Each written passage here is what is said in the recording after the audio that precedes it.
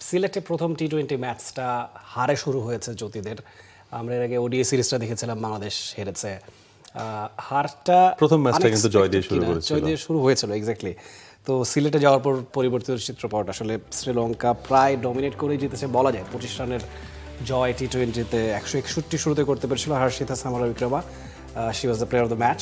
61 run করেছিলেন 35 বলে। তবে আমার কাছে কিন্তু player of the match Chamari Athapaththu. 30 বলে 32 রান করেছেন, 4 ওভার 19 রান দিয়ে 2টো উইকেটও নিয়েছেন, 2টো দরকারি উইকেট।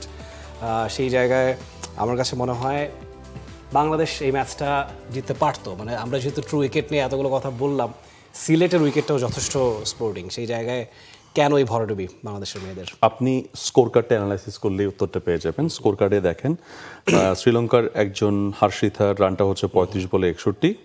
বসুন্ধরা টিস্যু, অশুদ্ধতার বিরুদ্ধে এক বিন্দুও ছাড় নয়। 35 বল থেকে 61 with a very good strike rate and followed by Imesha Dulani 40 ball থেকে 50। সো 40 বল থেকে 55। সো একটা 55 আর একটা 61, দুইটা বড় স্কোর আছে। সো আপনি যখন 161 চেস করছেন, তখন একজনের একটা 60 রান দিয়ে আপনি চেস করতে পারবেন না। বাংলাদেশের আরেকটা বড় স্কোর দরকার ছিল, বাংলাদেশ যেটা পায়নি। টপ স্কোরার স্বর্ণা আক্তার 45 বলে তিনি 60 করেছেন। অপোনেন্টের কাছ থেকে 35 বলে 61 এসেছিল, যদিও বল কিছুটা কনজিউম করেছেন, বাট শি স্কোরড রানস। তার পাশাপাশি পরের স্কোরটা হচ্ছে 23। এই 23টাকেই কিন্তু আপনার অন্তত 50-এ কনভার্সন দরকার ছিল। সেক্ষেত্রে বাংলাদেশ ম্যাচটা জিতে যেতে পারে। সেক্ষেত্রে বাংলাদেশ হয়তো বা আরো বেটার কিছু করতো। So what ever, not দিলার or maybe অন্য কেউ মানে টপ অর্ডার থেকে হতে পারতো। সো আরেকটা বড় স্কোর দরকার ছিল। সো 100লি স্বর্ণার আসলে যতটুকু করা দরকার সে ডিড ইট। বাট এখানে মানে স্কোরিং এর ক্ষেত্রে আমার কাছে মনে হয় যে মানে দুজনকে অন্তত স্কোর করতে হয়। মানে চামারি আতাপাত্তুর কথা না বলে পারছি না। মানে ছোটবেলা থেকেই বলা যায় নামটা শুনছি বোধ হয়। সেই 2009 সাল থেকে খেলছেন এবং what a player of the game. মানে আসলে ব্যাটিং বোলিং দুটোতেই তিনি সমান পারদর্শী। আমাদের কি এই ধরনের একজন প্লেয়ারের গ্যাপ আপনি দেখতে পাচ্ছেন কি? এই টাইপের একজন অলরাউন্ডার যদি বাংলাদেশের মেয়েদের দলে থাকতো, হয়তো বা সিনারিও ডিফারেন্ট হতে পারতো। বাংলাদেশের মেয়েদের ক্রিকেটের যে কনভার্সনটা, সেটা আমরা রিসেন্ট ইয়ার্সে একটু বেটার দেখছি। আপনি যদি 5 বছর আগে চলে যান, তাহলে সেই সময় স্ট্রাগলটা অন্যরকম ছিল।